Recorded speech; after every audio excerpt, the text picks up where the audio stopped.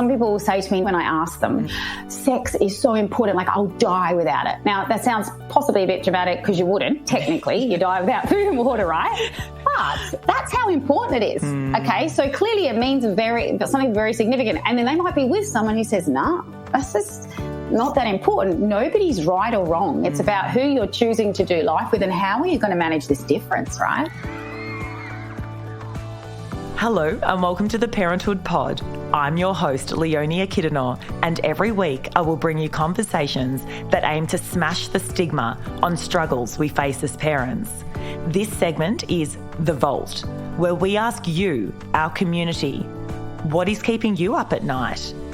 Your messages remain anonymous, they stay in the vault.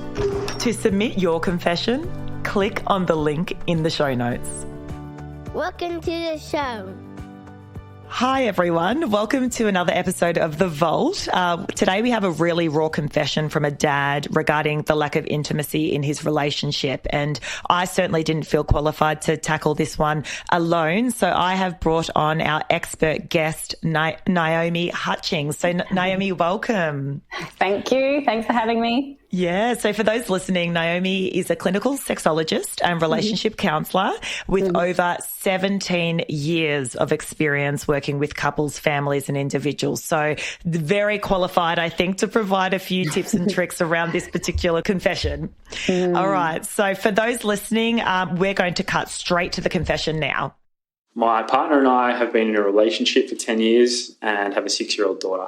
What I'm really struggling with is the lack of intimacy since our daughter has come along. Our relationship started off really well. I felt passion towards my partner on both an emotional and a physical level. The two of us were inseparable. We couldn't keep our hands off each other. And the last thing that I could have imagined at that point was that I would end up being in a sexless marriage. That's kind of where we've ended up. As soon as my wife became pregnant, the door to intimacy basically closed. She just kept making excuses. I would feel guilty for pressuring her, and so eventually I just stopped asking. Fast forward to now, our daughter is 6 years old, and I can count the amount of times we've been intimate on both hands. I realise that intimacy isn't everything, but over time, the lack of intimacy has led to me feeling a little bit unwanted. When I talk to my wife about this, it only ever really leads to her trying to convince me that what we are experiencing is completely normal. And I guess you could say that for the most part, she's had me convinced, hence why the relationship has survived up until now. Recently, I've spoken to a few mates who also have kids, and it seems like what some people consider normal, others in fact consider unhealthy. The major dilemma I face now is, do I stay or do I go? There's obviously challenges that come up with a breakup when kids and assets are involved. Or do I just stay in this relationship lacking intimacy and not have my needs met for the sake of the kids and the avoidance of financial loss? There's a lot there in that story. I mean, you've got someone who obviously, you know, their child's now 6 years old. They've experienced a lack of intimacy in their relationship, even from the pregnancy stage. So add on an extra 9 months to that. That's a long time to really be feeling as though you're not on the same page as your partner. With all of the work that you do, tell us, because particularly because our audience are typically people who have children under the age of 5, do you see this a bit? All the time. I'm curious as, normalise this for us, please. all the time. Right. I will say, just want to clarify that some people don't experience this and they actually find they have more sex. So I just want to say that out loud for anyone who's thinking, oh, this is all doom and gloom. There are some people who find that they're just so absolutely besotted by their partner. They feel even clothes and they feel horny and all of that, and it's fine. More commonly I see this. Okay, so there's so many things I want to delve into. Talk to me first about, look, I breastfed. I've actually got 2 children. One's a 2-year-old, one's a 3-year-old, right? So, and I breastfed for both for about 7 or 8 months. And I feel like when you're breastfeeding and you're so needed by this little baby and your body doesn't feel like it's your own, et cetera, the whole vibe around being affectionate with your partner and them like even touching your arm kind of goes out the window, right? So yeah, that is very common. People talk about this a lot. I've even had people talk about how they really loved breast play before that they were breastfeeding, and then they've kind of totally freaked out, weirded out, whatever you want to say. They were just like not into it at all. And for some, it came back, lots of them. And then I've talked to people years later and it hasn't come back. They've just kind of had this thing and we've had to work on unpacking that. So, I mean, it makes sense. Like it just makes sense. It takes a lot out of your body, right? You're hungry, you're tired, like all of that. So it makes sense that people would feel like that. Absolutely. So if someone came to you feeling that way, what would you be saying to them? Well, first of all, I would just like normalise that, you know, what you're feeling. I mean, everyone's going to have a unique experience, but this is a common thing that people talk about. I've also had partners who are there as well. So not the birthing person, but the partner, the one who's not breastfeeding, who are struggling to touch the breast in a certain way as well. When milk's coming out or, they just kind of have also looked at the body in a way that feel, you know, like in a parental kind of way. So I see both. Yeah, so I just talk about how is there other things they can do, focusing on different kinds of pleasure for a while if they just want to give it a break, trying not to force it if they, you know, if they're really not feeling like it, because that can kind of feel icky as well. Talk to me about other forms of pleasure as examples. Yeah, well, now that's going to be an individual thing, right? So I suppose it's about how do you get pleasure? If you want sexual pleasure, what's going to feel good at the time? And this is, again, it's always, that could be a journey in itself. It might be that at the beginning you're only able to do certain things and you're too tired, or perhaps you're in pain or whatever. And I suppose you need to be having conversations about that and being honest as well. If you're having any actual physical pain and physical pain is not your jam, talk about it. Yeah, so being honest about where you can, what's going on, rather than keeping it inside. And I think communication was obviously a bit of a piece missing here in this particular example too. They need to be talking. No, or when they are talking, one person feels a bit dismissed by the other person. I mean, to be fair, we're only hearing one side of the story. One side of it, that's right. You know, but if someone's feeling, like let's talk to this particular father, for example. So he's raised to his partner a number of times, I'm feeling neglected. We haven't had sex in ages. I'm not feeling good about that. And the partner's dismissing that I'm too tired, I'm breastfeeding, what do you want from me, What would you be saying if someone came to you around guidance?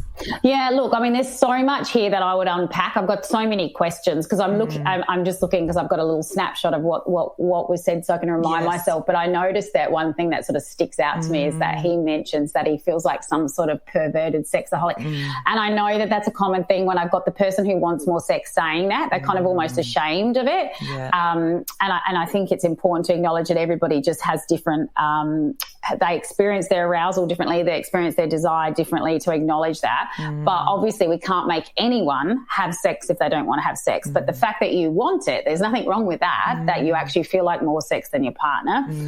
So I wonder too, my question in there is about why is he feeling like that? Is she literally saying that, or is he just thinking that because he's embarrassed because he keeps asking for it a lot? But yeah, I mean, I would want to talk to both of them, right? Because I would want to know what's going on for her. Why is she doing that? Obviously, it's funny, right, that if you had sex to have a baby, which some people do, not everyone, but when you do that, the thing that possibly was pleasurable for you then makes this happen. You get the baby and then it's like, oh. And I think for a lot of people, you know, we don't talk about this now, but a long time ago it wasn't about that. It was. Sex was, for a lot of people, was procreation, and that's it. Now we've moved beyond this to go, you know, we can choose to have sex. We can have a great time. We want pleasure. And then people feel ashamed for not wanting it. But I do think I would be asking, you know, I mean, I've got many, many questions here about what's going on. Because, like, if it was hurting and she's not talking about that, is she talking about her body? Are they having conversations? I think there's another comment there about it only ever led to her trying to convince me that we're experiencing is normal. And when I say normal, that's a variation, right? Everybody's different. So it is not uncommon. And I try not to use the word normal, which it's helpful, but also not, because when we say normal, we're usually comparing it to something. And it's like, why don't we just talk about how the huge diversity? But it's a very common experience that people during this time in their life are very tired and sex isn't high up on the list. That makes sense. The whole life's sort of upside down. And so then I suppose I'd talk about it, because my questions here are, what does sex mean to you? You know, I've got many questions here. Yeah. So for him, I'm just going to hazard a guess that sex is clearly very important. Yeah. I was just talking to someone else about this, that some people will say to me, Naomi, when I ask them, they'll say, sex is so important, like I'll die without it. Now, that sounds possibly a bit dramatic, because you wouldn't, technically. You die without food and water, right? But that's how important it is, okay? So clearly it means something very significant. And then they might be with someone who says, nah, that's just not that important. Nobody's right or wrong. It's about who you're choosing to do life with and how are you going to manage this difference, right? And I think the hard part just on that is that it sounded, though, from this caller, they used to have a great sex life. Yes. And now they don't. And that shift is really difficult on relationships. So let's kind of generalize here. Let's kind of say, I'd like to throw a few examples at you because obviously we don't know the whole story as far as that caller. So it's quite common, as you said, that the female may not be have a high libido after having had a baby, right? How could the male or the other partner best communicate the feeling of neglect, I guess, and try to get back on the same page with the partner that has the low libido? What language should they be using? Yeah, look, and it's funny because when you say, like, you use the word neglect, sometimes I ask people what they're missing because, yes, it might be the actual sexual release, and I would talk about what, as I said earlier, that what does it mean? But for some people, then they realise when they say that word neglect, they do feel like they're left out of the whole thing. So maybe they're just craving being sexual because that's something they know that only those two can do together. That's not including the baby. So that's what they're missing. But then I would talk about how else you could be intimate. So, I suppose each of you trying to have some empathy and kindness towards each other, because you can just get defensive, especially in, it's your body. And that's something for a lot of people. They'll shut down. So don't you dare try to make me do something in my body I don't want to do, understandably. So I'd talk about trying to be empathetic, finding some kindness in there about what's really going on, what are you missing? And then we might unravel that, they just want some more cuddles. They want to feel like they're not second. And to be honest, some people very much tell me they have this magnificent shift in their life and they're like, whoa, this baby means the world to me. Nothing comes in the way of the baby kind of thing. And other people don't. So I suppose it'd be sort of talking about that, what they're missing, and finding ways to feel intimate because, there's sexual stuff, sexual intimacy, and then there's other ways that you can feel intimate. So I would be asking that, like, how else do you feel intimate? What can we do? Because for some people, there are other ways they can get that. Is it a touch thing? What else is going on? Or could they do something? And for some people, that's also a struggle because sometimes I'll talk about, carving out some time for each other. Some people very strongly, they get very upset, very teary when they're talking to me about never wanting to leave their child yet. And then getting very grumpy with their partner for even suggesting it. So, I'd be having lots of conversations, I suppose, about what that looks like, how else we could carve out couple time in the middle of this. And remembering it's not always going to be like this. It's so hard because you're just in that. It's like, you're in the thick of that. And it's like life is ever changing, right? But it feels very significant at the time. And so I would be asking about you're not feeling close anymore. Is there some other things we could do as well? And talking about what does sex mean to you? Are you talking about P and the V? If it's a penis and a vagina, what are we talking about? Because if that's sort of off-putting, I want people always to be looking at opening their definition of sex and talking about pleasure in other ways, so it's not always defaulting to that. What about for the females who are sitting there feeling probably a little bit guilty for maybe not being let's say sex is off the table, like let's just say affectionate.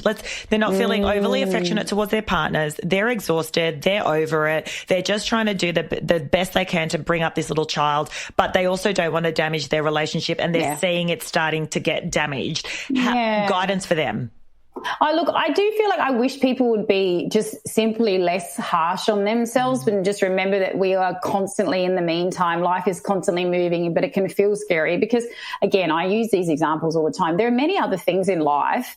So we often make a big deal about sex, and I'm not saying you shouldn't if that's important to you, but we put it on this kind of pedestal, and there are other things that we do that sometimes we don't feel so great about. Like I use sometimes the example of, I don't know, maybe you both get invited out to dinner and I don't know, you go, oh God, do you want to go? I don't know, and you talk to each other about it and you end up going, but you're still not excited. But once you get there, as long as everything goes all right, you're generally, I'm so glad I did that. Wasn't that good? And usually you don't beat yourself up about the fact that you didn't want to go. You understand that there's stuff going on, that we don't always jump and get excited about going to work. And we don't always go, I don't know, I don't go to the gym anymore, but back in the day when I did, I didn't always want to go to the gym. I had to convince myself. Sometimes that's the way sex happens. People aren't spontaneously aroused. They're not even thinking about it. It's not in their radar. So it's about how do we get there? So feeling less shitty and stop beating yourself up about this and thinking about, well, how do we get there? There are many things in life that we have to kind of kind of talk ourselves into almost. Now, I want to be very clear, and whenever I'm on the radio, I'm always saying this, don't take me out of context. I don't want you to have sex when you truly, truly don't want to. But there are a lot of things, sometimes it's just that you're just not in that headspace and you've got to go, hang on. I know that if I make some time to do this, it actually will be pretty good. And that's where I've got to have an exploration, because sometimes it isn't. When I say what does happen when you have sex, and then they go, I cry, my penis doesn't stand up, it hurts, this happens, this happens. I go, no wonder you don't want to do it. So first off, I've got to find out what kind of sex they're having, what experience they're having. If they tell me, this is what a lot of happy couples say, oh, it's great. We just go, why don't we do this more? Yes. And then I'll say, okay, cool, that's good. Let's go with how do we get there then? Yes. And rather than beat yourself up about how it happens and it needs to happen like how it looks on Netflix and the romance, or even if you watch porn, feminist porn, ethical porn, anything, sex is all set up there. You're not going to see this part. So we've got to work out how you get there. That sometimes you've got to put a bit of effort in and not to be ashamed of that. That's so true what you're saying around the effort piece, because it didn't used to be effort. You know, before children, it was like spontaneous. So then you didn't think about it. That's totally. Right. And then you're like, where did that spark go? You know? Absolutely. And it feels very weird, right? I'll have this conversation about people, when you're horny, so when you're aroused, you're often not thinking about much else when you're actually horny. And that's why people, I giggle when I would do speeches at sexology conferences and things like that. People who know about safe sex and whatever, the minute they're horny, they're like, oh, don't worry, don't put a condom on, it won't happen. Let's try this, right? Because they're aroused. Yes. And it's much easier to do things. And I say to people, so when you're trying to start sex when you're trying to start sex from not an aroused space, it feels a bit awkward. You know what I mean? Oh, it's so true. It's so hilarious. And I think this is the shift for us as parents, and particularly younger parents with younger children. It's just kind of like, well, what happened? Is something wrong? Does that mean our relationship is no good anymore because I don't have that spark? And, I'm not feeling like it, but I know it's good, but how do we get there? So there's so much doubt that I think is infused with being a young parent. And you said you see it all the time. All the time, and that we need to look at arousal in a different way, because as I said, what we usually see on TV and what we're fed are always depictions of spontaneous arousal. And to be honest, that's often what folks with penises experience, not all the time, but a lot of them. A lot of folks who have vaginas and vulvas don't. They actually experience something we call, or refer to in our line of work, as responsive arousal, which means it happens almost the other way. You have to do something, and then once you're aroused, then you desire it. That's confusing, because often we don't start like that. But you can't. I get that people grieve the beginning of a relationship, because it's, for many people, not everyone, but for everyone, it's really exciting and it's awesome, but it's all new. And you think you're spontaneous, but often it's because you've been thinking about them all day. You're sending them messages. So we see each other, you almost jump on each other because you've worked everything up that is usually not sustainable. Yes. And when you're living together and you've got an monotony of life, there are many things we're like this with. So it's just expecting that, and that the passion might come once you're horny. Yes. As long as you're doing some things that you enjoy. Yes, 100%. And look, I think the trap, I know, speaking to a lot of people through the podcast as well, the trap people feel like they don't want to fall into is my partner's now my roommate, not my lover. And we've got to be really careful here. And I think, back to this example, 6 years or even longer, that's a very long time to feel as though there's a lack of affection. I mean, have you come across this with your line of work? I've gone longer. Oh, yes, right. Yeah, right. Yes. Yeah, okay. Sometimes it's not even people without kids. Yeah, okay. Talk to us about that and how can you get it back on track? Well, look, I mean, I know that's what it's saying. I think the question that this person asked is, should I stay or go? I can't answer that, but we can certainly unpack that. Yeah. But yes, you can. And I suppose that would be about asking. I get really nitty gritty, right? I'm asking all the questions. I'm finding out what's going on, what's their view of sex, what is their goal during sex. Also, to try to be a little bit more even flexible, and I'm not talking about your legs and arms and all that. I mean flexible with those expectations. Most people have very unrealistic expectations. We need to just work out that sometimes sex is probably just going to be mediocre, which is okay. Sometimes it might be fireworks, and that to be okay with that. If you look at any relationship studies about satisfactory sex, it's not that they talk necessarily about the frequency. What usually comes out of that is couples who talk about that they're comfortable, that they can say, hang on, I need a break. My back hurts. I need to put a cushion here. Yeah, hang on a second. I want some chocolate. Get the lube. You know, being very chill about that. And also one other thing is variability. Now, I don't mean necessarily doing the Kama Sutra. It just means doing something a little different sometimes, okay? And that makes sense because us human beings generally, not all of us, but most of us, even in everyday stuff, will want some variability, right? Like I would like to walk, but sometimes I don't want to do the same walk every day. I'll just shift it up a bit. So that makes sense. Just adding some different things. That could be in a different room, doing something different. And I get it. Couples have a sexual script they often go to. So this is where we've got to have a convo about changing it up a bit, which can be very scary. You're going to be courageous and vulnerable to do that sometimes. And I guess the hard part with the affection and being in a relationship is that you have absolutely no control over that other person. You can just control yourself, right? So I guess, you know, trying to, and coming back to this, if you're sitting there going, okay, well, I'm really craving affection and that other person doesn't want to come to the table, then it's almost like, and you've reiterated it, and perhaps you've seen a relationship therapist, perhaps you've seen a sexologist, and you've really tried to work at this together. But if that other person is hard, you know, fast around not, that's when you got to make a decision. That's a really tough call, isn't it? So yes, this is where people will either perhaps talk about opening a relationship in some form, practicing some form of ethical non-monogamy and negotiating that, or they leave. So yes, I do see people leave. But some people stay. And I will say many people also stay and they're not having sex that necessarily blows their mind or all the time, but they're okay. They feel like they get enough of other things. So I suppose I can't answer that for you, but I'll certainly go through things with you and talk about what this means because there's risk, right? There's risk. And if you go, right, I'm out, what did you say? I'll go. And, you know, there's risk that this might happen again in another relationship. And you're risking perhaps leaving the person that you really want to be with. But also, yes, you could be rewarded too. So I suppose it's about you can only answer that, I suppose. And you're right about what you said. We can only throw these things out to our partner. And again, you've got to be super courageous and get comfortable with having uncomfortable conversations. But if this is just not you have to have a conversation in some way, right? And then you're right. If someone keeps saying no, and you find out, and again, there's nothing about the partner, so I don't know what's going on with the partner. If they don't want to come to the party, then you've got to make a decision, right? Is this so important in your life that you are okay to you'll have to co-parent instead in a different way, still be a parent, and then pursue this in another way. And for some people, that'll be yes. They'd say, yeah, sex is super important. And for others, they won't. And I suppose it's about trying to come to a happy compromise. I don't mean a resentful one, just a happy one that works for you, that you get to kind of, shift the goalposts on sometimes, depending on what's going on in your life. You mentioned something there which I find absolutely fascinating, and I want you to talk to me about it. So open relationships. Okay. So do they succeed?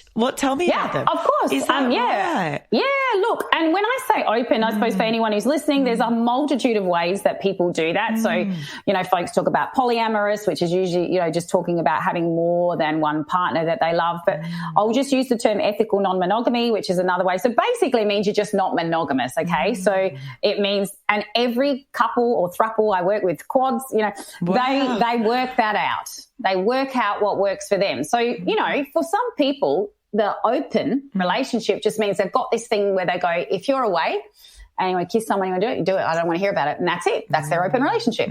So, of course we're going to hear about the negative stuff and see the sensationalized stuff on TV because that's what bloody television does.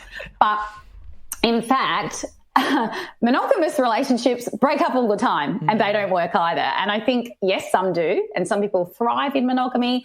They love it. They feel good. And many people feel totally squished. And it is true. There are many human beings who don't feel good monogamous. So I want to say that is true. There's a variation of us. So, for some people, that's a viable option. Yeah. So I'll give you an example. So I had someone was in pain. They had a back issue. They liked this particular kind of sex, which was quite physical. And after a while, she just couldn't do it anymore.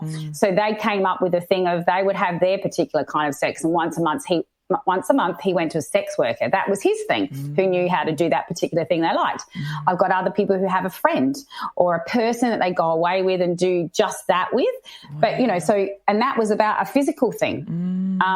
So it just depends, right? Like it's you get to work that out. That's what I say to people, work it out how it works for you and your partner or partners if you end up with more. So yes, it absolutely does. We don't see enough of it. I think I said to someone the other day, we saw all these people in that dreadful time where people were voting on marriage equality. It was horrible. But you will not see everyone ever, I imagine, for a very long time marching to say, oh, you can marry more than one person now. It's almost like that just seems too much. Yes. Which it isn't, but yeah, so people are doing this anyway in their own way. So I'm not saying this is for everyone and it's cool. Please, if you're listening to this and you think, absolutely no way, cool. But for some people it works. Yeah. It's an option. That's fascinating. And look, at the end of the day, what we're discussing here are just sort of options in which you can, live your life and in a way that you feel comfortable, and if you are in a relationship that you want to sort of sustain, then there are options there. I mean, absolutely. You don't have to break up straight away. 100%.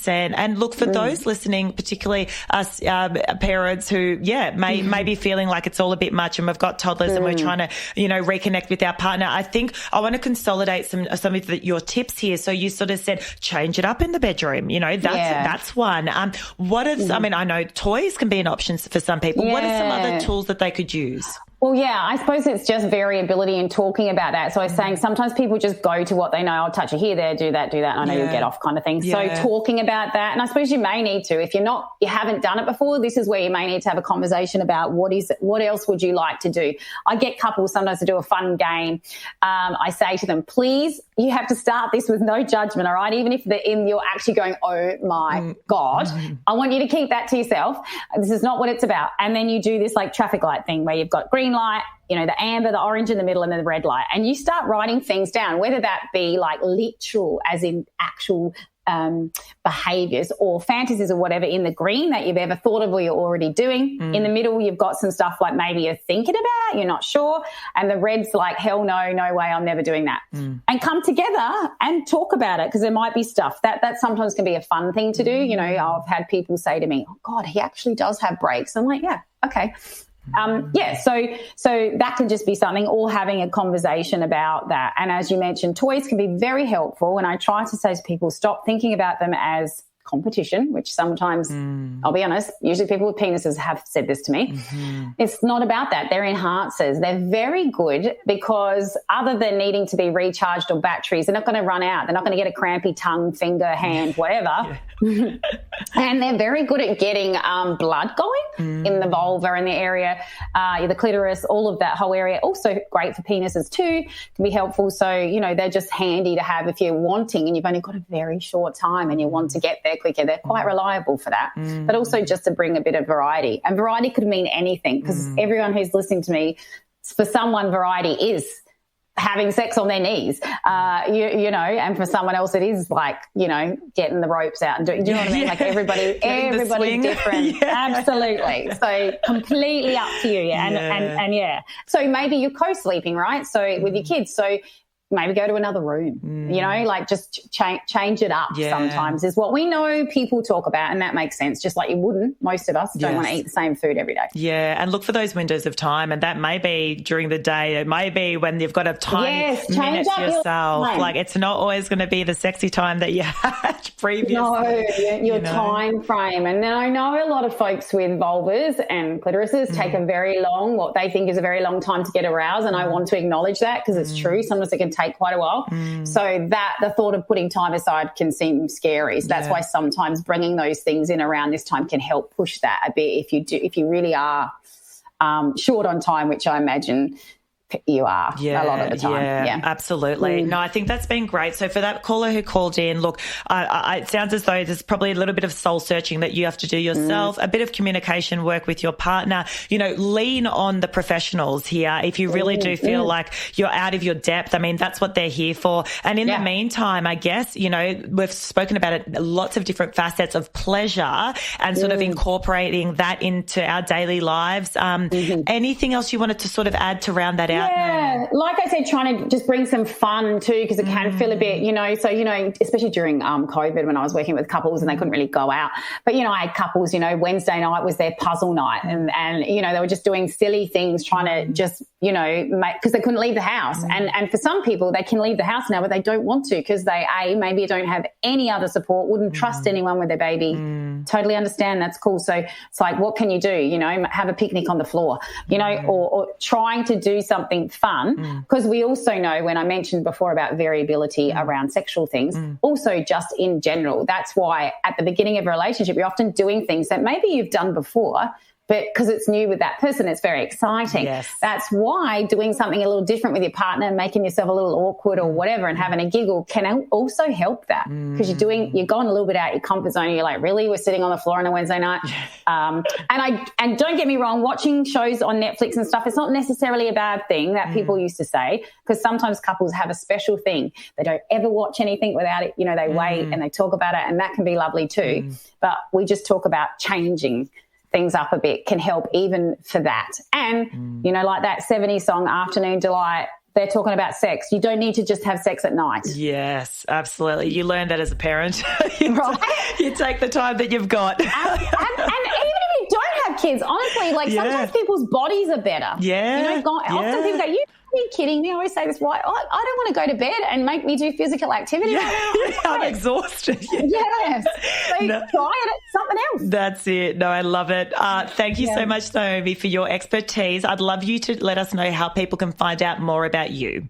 Yeah, if you just Google my name, it'll come up. My website's there, www.naomihutchings.com. And then you can, if you want to book a session, you'll see a drop-down box in the booking section. I've got an Instagram page, which I haven't been as active on, but it's there. And there's a lot of other podcasts you can hear me on if you want to have a listen, or Triple J sometimes. So love it. I'll pop those details in the episode notes. Thank you so much again, Naomi. No worries. Thank you for having me. Thanks for listening. If you enjoyed this episode, be sure to subscribe, leave us a review, and share it with your friends. Want to contribute to the conversation? Hit us up on Instagram @ParenthoodPod and join our Facebook group. Coming up next week on the pod. So, question then, how far do you go with your content? Would you actually is it videos of sort of certain acts? Would you actually have sex on camera and show that? How far do you go? Everywhere, pretty much. Not everything. Okay.